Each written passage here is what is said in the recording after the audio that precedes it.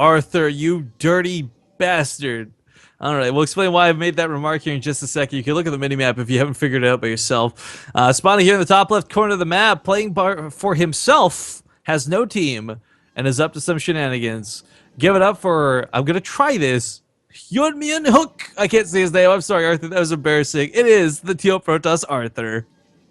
Find him on Twitter at SC2Arthur. His opponent, though, in the lower right, a player you haven't seen for some time, but still good nonetheless. It is the Red Terran Properties Morrow. Find him on Morrow at Prop Morrow BB2. Broadband 2 BB2 is, of course, the internet company that sponsors the team. I can't remember who. I was watching some random cast the other day. Some guy that applied to Base Rate TV and just casting show. And he didn't know how to say show, so he called him BB for the entire game. And I just like, oh god, really? But just so you guys know, Property is the team. Broadband 2 is their sponsor, and I think having an internet sponsor is pretty cool. Now, Arthur's actually gone for one gate here. This is not two gates. This is most likely going to be a stalker follow-up. He's probably going to put the... Wait, whoa. Is he going to put the Cybercore in his own base? Where's that probe going? He's actively moving it on purpose. I guess he didn't want to give it away? I don't know. So, two gates, we've all seen two gate proxies over and over and over again. And usually it's, zealot after zealot after zealot funneled through to do what it can. Oh, he was spacing out the timing for the scout is what he was doing. Okay, that's actually pretty cool. Because now this probe comes in at what looks to be a regular time, and Morrow's going to think probably nothing of this initially. Of course, if you send the probe in right away, it kind of gives away, like, wait a minute, what are you doing in my base at the 1 minute mark? Something is up. Now, the SCV is going to go for a counter scout. Well, unfortunately misses, and Arthur's not actually going for the cyber core, as I thought. I was going to talk about that in a second, coming here at home. But as instead chronoed out zealots initially. So the point of this is, well, unfortunately with a Reaper coming out, Morrow can kite the zealot infinitely. If this was Marines, the Morrow would be dead. He'd be sliced and diced and there'd be no problems, no worries. Second zealot going to come out here, and unfortunately the Reaper is... Well, it won't die to a zealot. It won't die very fast. So if Arthur decides to focus on the SCVs instead, which looks like he's rallied zealot to actually kill multiple SCVs here, full pull is engaged. He's going to get some kills here for sure. So, oh, Morrow with the mineral bunker, though. He's actually so good that he saves 2 SCVs. Should have been 4 kills, ends up being 2. Bunker being put down at the top of the ramp. With that zealot being here so early, he knows immediately what's up. Stalker is going to be chronoed out here. A second Reaper on the way. But Zealots, they got quite a bit of health on them. They don't exactly go down fast. I said it. Like, the SCV surround was more effective than the actual Reaper damage. SCV on the bunker needs to be focused on. Arthur needs to make sure this doesn't go up, but instead focusing on something else. I don't know. He's not looking at the Zealot. If he cancels that bunker, that'd be huge, but unfortunately gets a swipe off for nothing. Stalker can do a little bit more against 1 Reaper, but not 2. So Arthur's immediately in a very awkward situation. This gateway investment is not exactly costing him the game, but it was costly to put this down even in the first place. Reaper come back for more action, kind of realizes, like, oops, that's a bit of a mistake. Arthur loses the Zealot, he loses the Stalker, he's not getting a lot for this. The only advantage for Arthur is that Cybercore is placed down at home. He's actually leading in workers at this point. Morrow actually with no expansion, though, has built the command center on the high ground in fear of this proxy gate doing a little more than it should.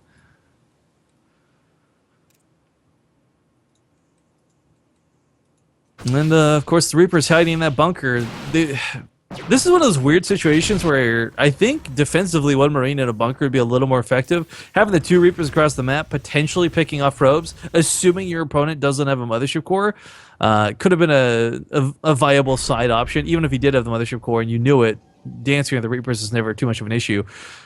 Piling going to be taken out, so there'll be no warp in, so I like this choice on Morrow instead of choosing to ignore it. Natural base coming down here for Arthur. He's actually going to recover out of this, as weird as it is to consider. I mean, he's thrown away a lot here in the early game. He didn't get a lot for it. The potential was there, of course. But I think a couple of mistakes here and there kind of cost Arthur his opening in this game. Now he is following up with the Oracle. Well, he's making the Stargate, but it's most likely going to be the Oracle. That's another thing, too. Morrow scouts this.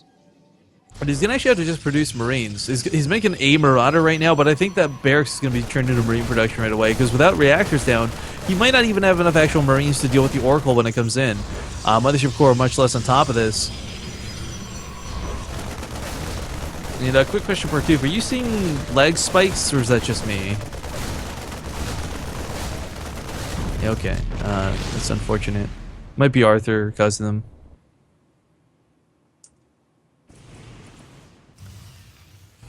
Okay, well, SV transfer here to the natural. Morrow will establish his extra base. The nice thing about the Arthur taking this natural base early is usually it's because you can then overcharge it. You can defend it real well, no issue. But he's got the Mothership Core on the other half of the map. He's looking to pick off SCVs, drawing the attention of the Marines away. Sees a turret's down too, so... Oh, I didn't even catch it. He canceled the Stargate upon that scan, by the way. That is actually really cool. I was so focused on looking at the other side of the map, but... Arthur with the sick moves. Arthur with the sick moves. Force fields the Reapers in. Unfortunately, could not catch him at the bottom of the ramp. Instant making those force fields a complete waste, but still cool to see nonetheless. This is too many Marauders, actually. Too many Marauders for that Stalker to deal with. I don't think this base will go down, but Arthur, of course, has to wait a little bit here to defense it, so to speak. Probes are being pulled. Good force field actually limits a lot of the damage coming out of this army. There's like the extra 2 seconds it took the Marines to actually get involved in that fight. One of the Reapers wasn't even fighting, and Arthur actually cleans that up with minimal losses. Still taking losses nonetheless, though. Definitely not ahead in the resource count by any means. Morrow with no rally point on the natural base, too. SCVs are just kind of awkwardly chilling. We've all been there. We've all done that at some point. But, alright. So the game's, I want to say, like, at first glance, it looks like it's normalized, but Arthur's still behind. I mean, at this point, he should have +1 on the way. He should have his Templar Archives finishing. I mean, the problem is he canceled the Stargate tech. His original opening was shut down. Just not a great place for him at the moment. Mothership Core's still alive, though. When we saw Belshire, I thought he accidentally got it stuck behind enemy lines, but now I'm sure he's doing it intentionally, because he did the same thing with this Mothership Core in this game.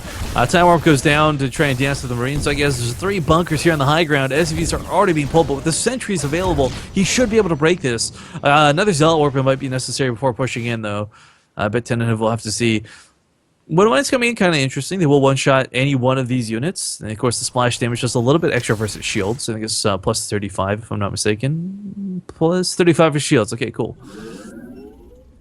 Okay, gonna bust down the rocks. So he only has to fight 1 bunker at a time instead of 3. Kind of a cool choice. Reaper blocking out the 3rd. Arthur may be looking to go a little more economic this game. We'll have to wait a second and see.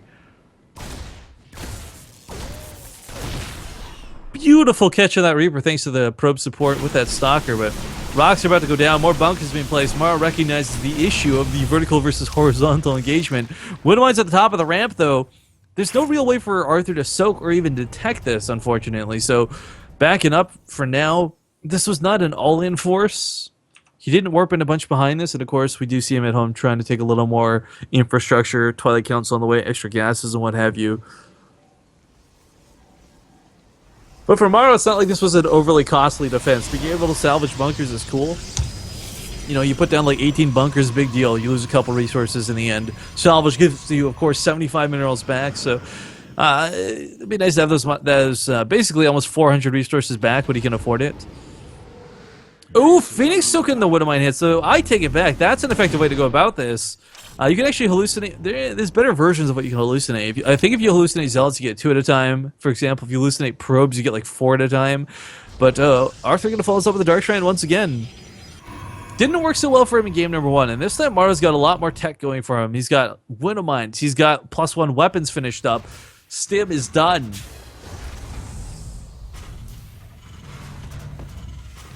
The moves Arthur made last game simply won't cut it here. If Morrow could hold with less, he'll certainly hold with more. This time, though, Arthur's going to have a 3rd base. That's the primary difference, I guess, looking at this game. We'll see if going forward that's going to be enough.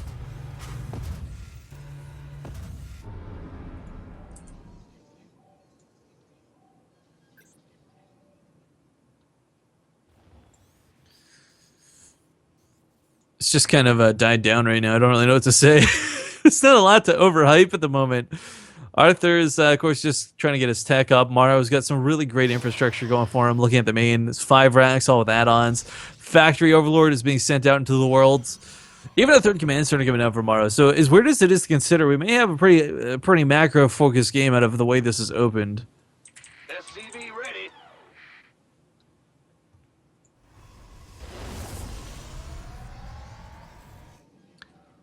Widowmine drops in the main. Ouch, that's gonna hurt. No detection and a very late pull gets him a couple worker kills here. Nothing too devastating, but more importantly than this, he scouts the Dark Shrine. He sees the Templar Archives just finishing up, which means he knows there's no storm. And we actually got kind of a barracks wall coming off here, the natural base. I actually really like this.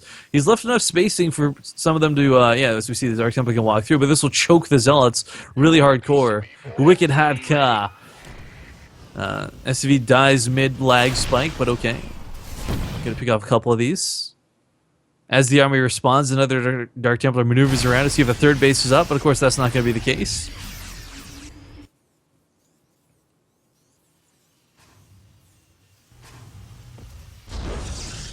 This push out of Morrow is actually looking quite scary, but one thing worth noting, guys, is Morrow's not gotten combat shields, and I think he's completely forgotten them at this point. Like, that's not the world's most devastating mistake, because there's no area of effect available on the field. There's nothing in play. Archons maybe if he wants to get some instantaneous, but without those combat shields, 10 less health on each of these Marines, with what is almost 50 Marines, that's effectively like 500 health missing from your army before you even engage. Combat shields now started. Morrow kind of going like, oh, I wish I had made this a little bit earlier, I guess. +1 armor, of course, finish up in a moment's time, but +1 armor is nothing close to having 10 extra health. This base of the third looks like it's going to go down. Overcharge popped to the natural. Overcharge really needs to be popped to the third, though. Arthur realizing it's perhaps a little too late. Now if he overcharges it, it's already dead. It's not going to get enough hits off, I don't think. Cannon going to add a little bit of damage to this, but focusing this down with some nice stem, this base should fall. Meanwhile, engagement can't be forced here. Arthur loses the mothership core as well. Oh boy, this is looking rough. Morrow in such a good spot in this game. Feedbacks on all the medevacs. No storms available. It's not done researching yet. If he can just wait, if he can keep the force fields out, if he actually picks off these medevacs, this is the sort of thing he needs to do to buy himself time. Losing that third base, though, is not good no matter how you look at it. Third base for Morrow has just actually been landed while this was going on, too. So mining, muling, etc. will begin here in just a moment's time. Morrow falling back, though, not want to overstay his welcome. Doesn't have a lot of medevacs, is why he's not continuing to press into this. Would really love if drops would start getting involved. Ooh, I like this Widowmine hidden at the in-base third, too. That's going to prevent probes from going down there. Templar armed with storms this time, something that Arthur lacked last engagement. It's a lot of bio here, but again, the scary kind of thing to consider is just a lot of Marauders, more so than Marines. So Stalker's going to be no good. Zealots will be kited by concussive shells all day. Force fields are really what Arthur's going to rely on. It's weird to consider because PvT, when do you ever have force fields as your determining factor in a fight, but holding the army in place, whether it's for a storm or whether it's for the Zealots to connect, one way or another, that's Arthur's best bet to get some real damage in this game.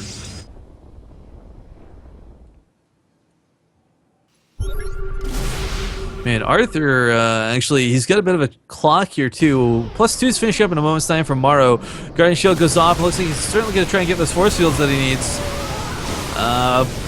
Decent first storm. Second storm is all right, too. He's still got a lot more behind this. He's going to need a lot more behind this. Force fields do go down to keep the army back. I would have liked if he had used it to keep the army in more so than that, but unfortunately, Arthur, until this pylon's done, he's got no reinforcements. He's fighting with a very low army supply, 50 to 133. I don't know if he's got enough force fields to even segment this. Another storm comes down, still takes out a lot of these units. Medevacs are completely dry, if not dead at this point. Looks like he might force a small, awkward little choke, I guess. I don't know. Morrow picks up that Marauder, gets on out. More Zealots going to be here on the front lines. Templars still have Storm available to them. Has to be careful. It doesn't want to have to use it like this. Marauders will pick off one of the Templars. That's one less Storm that he has to worry about. Drop going to be shuffled here towards the top, so you can pick off that pylon, pick off the probe maybe.